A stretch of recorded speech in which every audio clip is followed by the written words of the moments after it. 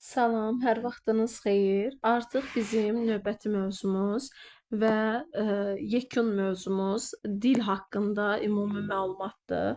Ümumiyyətlə biz bilməliyik ki, dil deyəndə nəyi nəzərdə tuturuq? Dil ünsiyyət vasitəsidir. Bu bildiyimiz bir nüansdır.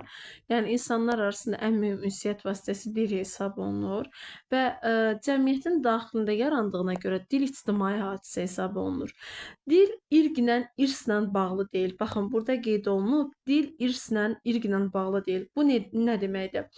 Əgər dil irqlə bağlı olsaydı, dünyada 3 dənə dil olardı. Amma dünyadakı dillərin sayı 3500-dən çoxdur. Və yaxud dil irslə bağlı olsaydı, məsələn, hər bir insanın, məncə hər birimizin müşahidə elədiyi bir nüans var. Hansı ki, ana ata Azərbaycanlıdır, gedir Rusiyaya, orada övladı dünyaya gəlir və üstündən 10 il keçir, bunlar tutaq ki, Azərbaycana qonaq gəlirlər. Azərbaycana qonaq gələndə fikir versəz, ana ata Azərbaycan dilində danışa bilir, amma uşaq, 10 yaşındakı uşaq Rus dilindən başqa heç bir dili bilmir. Rus dilindən başqa heç bir dildə söz danışa bilmir. Çünki bu dil ictimai genealoji irsi faktor daşımır. Dil harda yaranıbsa, harda mövcuddursa, orada da belə deyim, oranın həmin yəni ölkənin yaşadığı cəmiyyətin xüsusiyyətlərini götürür. Əgər uşaq Rusiyada dünyaya gəlibsə, rusca danışacaq, Fransada dünyaya gəlibsə, fransızca danışacaq, Amerikada dünyaya gəlibsə, ingiliscə danışacaq. Yəni dilin irslə bağlı yoxdur. Və yadda saxlamaq lazımdır ki, dilin yaranması üçün insan orqanizmi fizioloji cəhətdən müəyyən şəkil almalıdır. Birincisi, insan bədəni şaquli vəziyyətdə olmalıdır, danışıq üzvləri formalaşmalıdır, şuurun daşıyıcısı olan beyin inkişaf eləməlidir. Şaquli vəziyyətdə olmaq nə deməkdir? Yəni belə deyək də, düz istiqamətdə dayanmalıdır. İnsan düz dayanmalıdır. Bunun bədən quruluşu, baxın, indiki müasir bədən quruluşunu əks etdirməlidir. Əksi halda biz onu, yəni dilin var olduğunu deyə bilmərik. Baxın, quruluş bu şəkildə olmalıdır. Bədən quruluşu belə olmalıdır.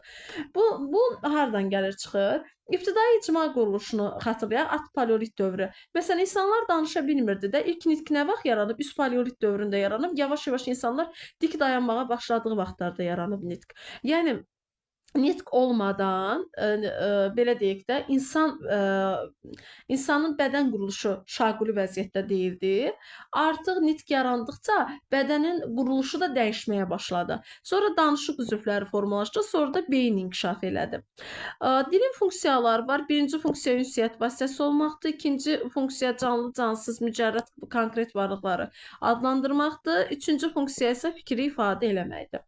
Bu dil haqqında məlumatdır. Dil haqqında sual düşəndə nəzərə düşür, praktiki heç bir sual yoxdur.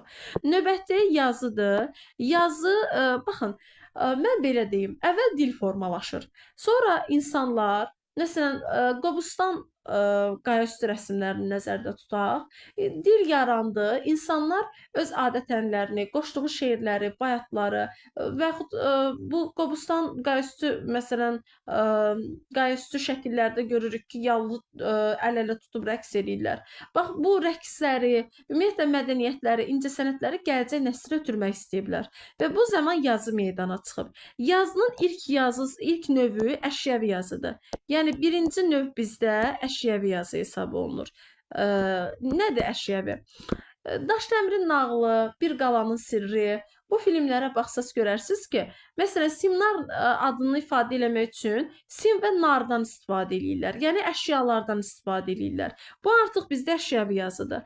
Növbəti bir yazı isə şəkli, yəni piktoqrafik yazıdır. Şəkli yazı o yazıya deyilir ki, onun siz şəklini görürsüz. Məsələn, ayaqqabı dükanının üstündə, ayaqqabı belə deyək, mağazasının üstündə ayaqqabı şəklinin olması, çörək dükanının qarşısında çörək şəklinin olması.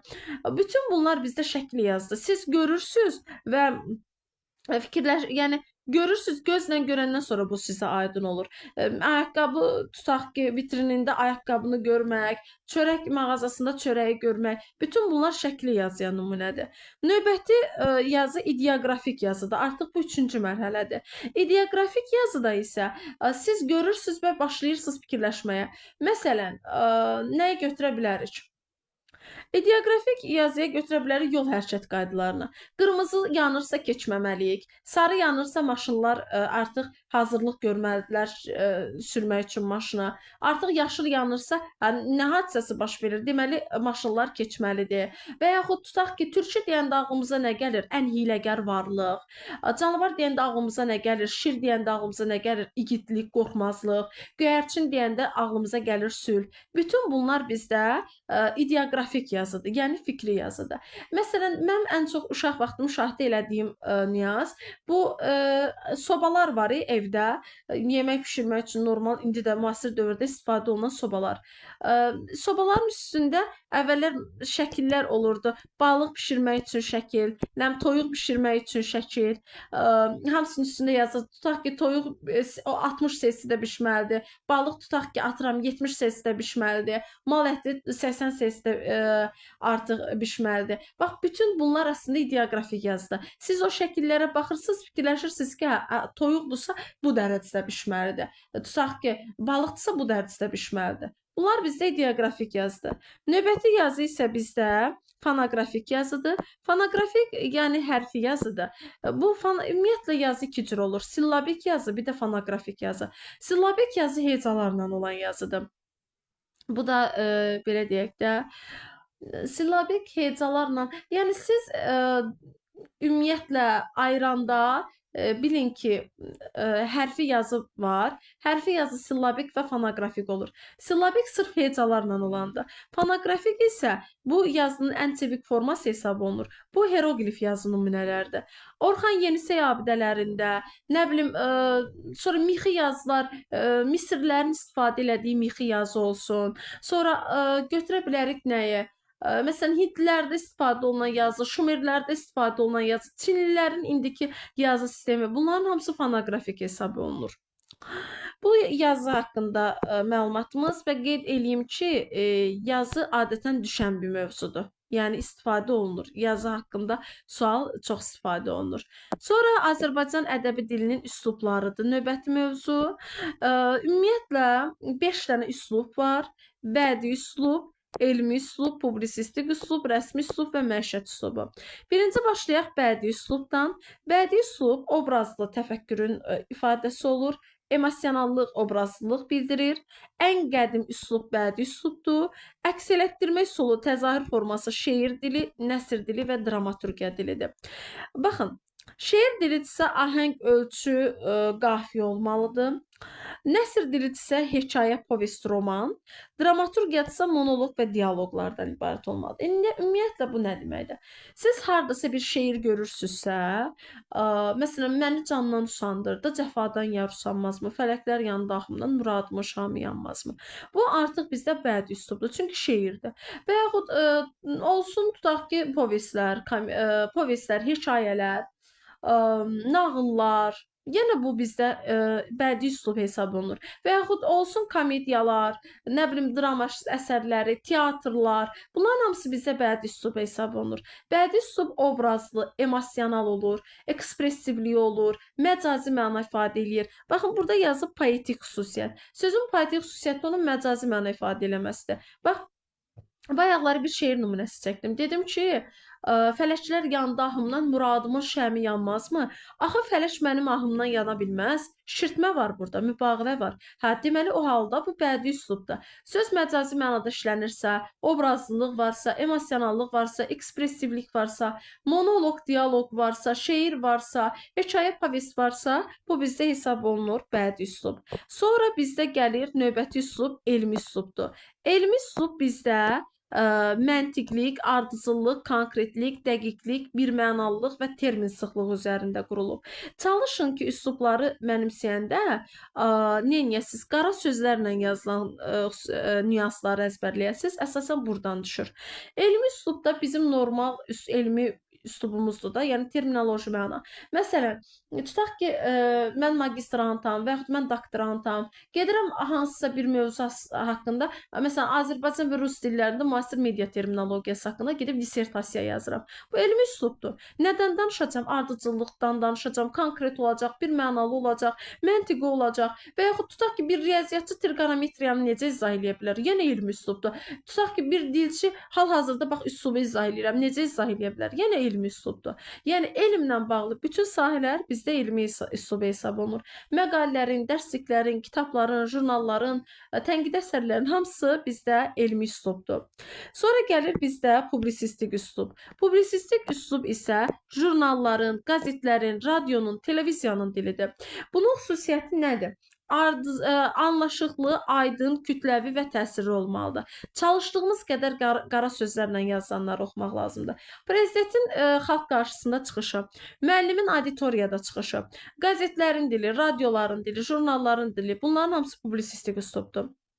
Publisistik üslub bəzən başqa üslubun xüsusiyyətlərini də daşıya bilər. Bədii publisistik ola bilər, elmi publisistik ola bilər, rəsmi publisistik ola bilər. Amma bunu şərh eləməyə ehtiyac yoxdur. Yəni burada söhbət danışılmır ki, tutaq ki, bədii publisistik üslub olanda nə olur? Bu elə bir mövzudur ki, heç bunu dilçilərin özü seçə bilmir. Yəni sadəcə növlərinin olduğunu bilmək lazımdır. Növbəti bir üslub bizdə məişət üslubudur. Məişət üslubu bizim gündəlik həyatda istifadə etdiyimiz üslubdur. Bu üslub sərbəstdir və təbiidir. Bu üslub deməli ədəbi dilin normalarının pozulduğu, yəni ən çox normaların pozulduğu üslub məişət üslubudur. Dialoji nitq xarakteri daşıyır. Sintaksisi başa düşüləndir. Mürəkkəb cümlələrə az yer verilir. Nitq normaları ən çox bu üslubda pozulur. Orfoepik norma, yəni sözün tələffüzü bu üslubda daha vacibdir. Məhəlli səcciyə daşımır. Dialekt üstü nitq norması hesab olunur. Əsas ümumiyyətlə şifahidir, formasına görə şifahidir və təmtəraqlı üslubla loru dil arasında keçiddir. Yəni elə insan var ki, çox səlis danışır. Bu təmtəraqlı üslubdur. Dili axıcıdır, heç bir dialekt yoxdur, şivə yoxdur, alınma söz yoxdur, var vulqar tabu yoxdur. Elə insan da var ki, onun dilində dialekt var, loru səcciyə daşıya bilər və s. Yəni bu artıq loru dillə təmtəraqlı dil arasında keçid xarakteri daşıyır. Burada yarımçıq cümlədən, söz cümlələrdən də geniş istifadə olunur. Yadda saxlamaq lazımdır ki, ən sərbəst üslub məişət üslubudur, ən geniş yayılmış üslub məişət üslubudur, ən kütləvi üslub publisistik üslubdur, ən qədim üslub bədii üslubdur, ən yeni üslub rəsmi işgüzar üslubdur. Sonuncu üslubumuz bizdə rəsmi və işgüzar üslubdur. Artıq bu haqda məlumatımız var. Çünki əməli yazıların biz testini işləmişdik, orada məlum olmuşdu. Yəni məlumat verməliyəm. Rəsmi və işgüzar olmaqla bu iki hissəyə bölünür. Rəsmi üsluba deyilir. Prezidentin tutaq ki, plenumdakı çıxışları və yaxud fərmanlar, qanunlar, sərəncamlar, bunların hamısı rəsmi üslubdur. İşgüzar üslub isə baxın, bir kargüzarın istifadə elədiyi əməli yazı və yaxud gündəlik həyatımızda istifadə elədiyimiz yazı növləri, protokol, akt, arayış, ərizə, tərcüməyi hal və s. Bunlar isə bizdə hesab olunur işgüzar sənədlər. Rəsmi və işgüzar sənədlər yadda saxlamaq lazımdır. Standart formada olurlar, şablonlar əsasında yazılır. Onun konkret bir, məsələn, əmr yazanda, lap əmr olmasın. Bax, ərizə yazanda nə edirik? Deyirik, ərizə nümunəsi var, sizdə ərizə nümunəsi verin, elə yazaq. Konkret nümunə ilə yazırsınız, şablon əsasında mövcud olur, standart forması olur, sintaksisi baxın məhduddur, normalar möhkəmdir, sonra yığcam formada verilir. Bax, bunların hamısı isə bizdə rəsmi işgüzar üslubların xüsusiyyətləri sayılır. Bilmək lazımdır ki, rəsmi sənədlər mühüm hüquqi məzmuna malik olub tarixi əhəmiyyət daşıyır. Dövlətlər arası və dövlətlər daxili münasibət rəsmi işgüzar üslub əsasında həyata keçirilir. Burada fikir bir mənalı olmalıdır, hüquqa əsaslığı olmalıdır, maksimum tutaq ki, maksimum mükəmməllik gözlənməlidir. və yadda saxlamaq lazımdır ki, rəsmi sənədlər rəsmi üslub, rəsmi xarakter daşıyır, amma işgüzar üslub işgüzar xarakter daşıyır, yəni rəsmi xarakter daşımır. İşgüzar üslubda ərizəni mən də yaza bilərəm, tutaq ki, kargüzar da yaza bilər. Amma rəsmi üslubda fərmanları, əmrləri, sərəncamları yalnız həmin sahənin mütəxəssisi hazırlaya bilər. Bu bizim üslublar haqqında məlumatımız. Daha çox yadda saxlamaq lazımdır. Qara sözlərlə yazanları, mənim dediyim nüansları. Əməli yazı, artıq bu haqda məlumatımız var. Buradakı izahdan istifadə olunmur. Bununla bağlı göndərdiyim açar sözlər PDF-si var. Əsasən ona nəzarət eləsək, bütün düşə biləcək sual tipləri artıq bizə məlum olmuş olur. Sonra dilçilikdə növbəti bir anlayış norma anlayışıdır. Yəni Azərbaycan ədəbi dili müəyyən qaydalara tabe olmalıdır, müəyyən normalar olmalıdır. Bu fonetik, leksik və qrammatik olmaqla 3 dənə normanı əhatə edir. Fonetik norma orfoepik normaya əsaslanır. Yəni müəyyən qaydalar var ki, bunlar konkret fonetik norma hesab olunur. Xüsusi isimlərin böyük hərflə yazılmaması. Hər zaman yer günəş ətrafında fırlanır. Burada belə yazılmalıydı. Yer və günəş. Niyə? Kosmik fəza adıdır. Xüsusi isimdir. Böyük hərflə yazılmalıydı. Əsərlər dırnaq işarəsi içərisində yazılmalıdır. Leyli Məcnun məsələn. Bax bunu dırnaq işarəsi içərisində yazılmalıdır. Çox vacib qaydadır bu. Defisin qoyulmaması. Məsələn, asta-asta bax tez-tez tutaq ki. Bax mən burada defis qoymuramsa bu yanlışdır. Bunun arasında defis istifadə olunmalıdır. Rum rəqəmindən sonra şəkilçinin artırılması. Heç vaxt rum rəqəmindən sonra şəkilçi yaza bilmərəm. Sonra sıra sayında şəkilçilərin səhv artırılması. Bir nıcı nədir? Bu belə olur. Bir inci yazılışda belə olur. Və ya belə yazırsan. Bir treci yazılış qaydası belədir. Sonra sözü sətirdən sətrə düzgün keçirtməyəndə, tələffüzdə vurğudan düzgün istifadə eləməyəndə bu bizdə fonetik norma pozuntusu hesabı olunur. Ən asandır leksik normadır. Asan da olmağına baxmayaraq müəyyən qədər də söz bazasına malik olmaq lazımdır. Leksik norma sözlərin düzgün, yerli-yerində istifadə olunması xarakteri daşıyır. Quşlar ağaca oturdular. Quşlar ağaca otura bilməz. Quşlar ağaca qona bilərlər. Ana mənə çay tök. Ana çay tökmür. Belə olmalıdır. Ana mənə çay süz.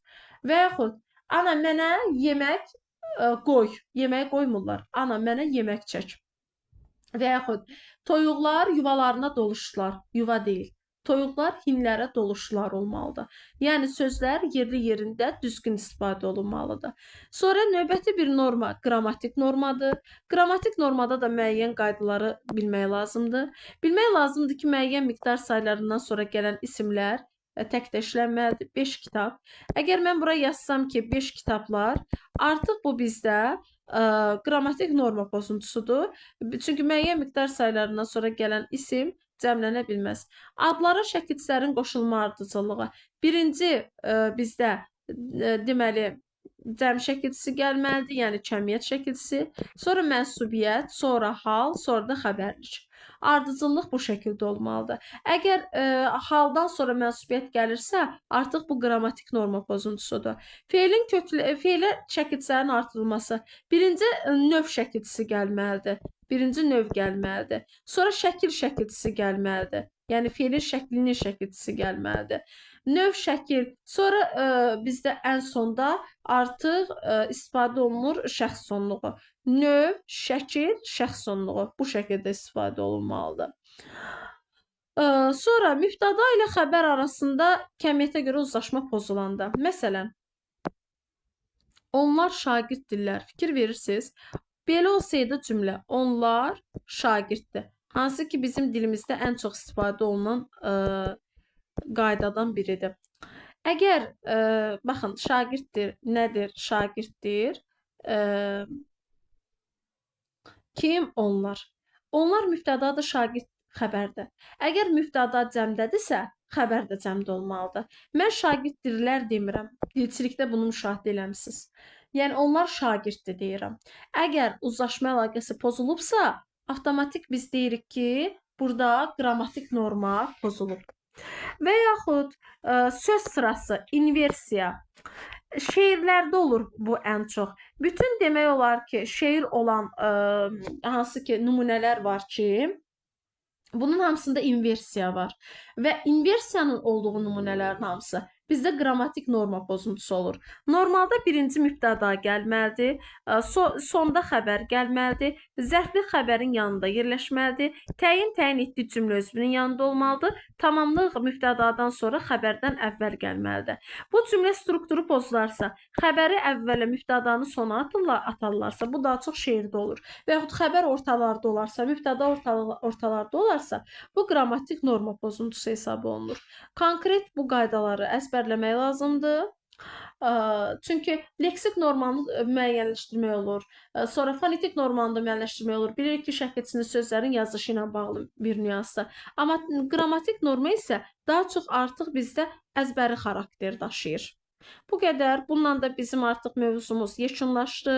Yəni bitirmədiyimiz bir mövzu qalmadı. Qeyd edeyim ki, hər imtahan norma, yazı, üslub, dildən 100% 1 və ya 2 sualda düşə bilir.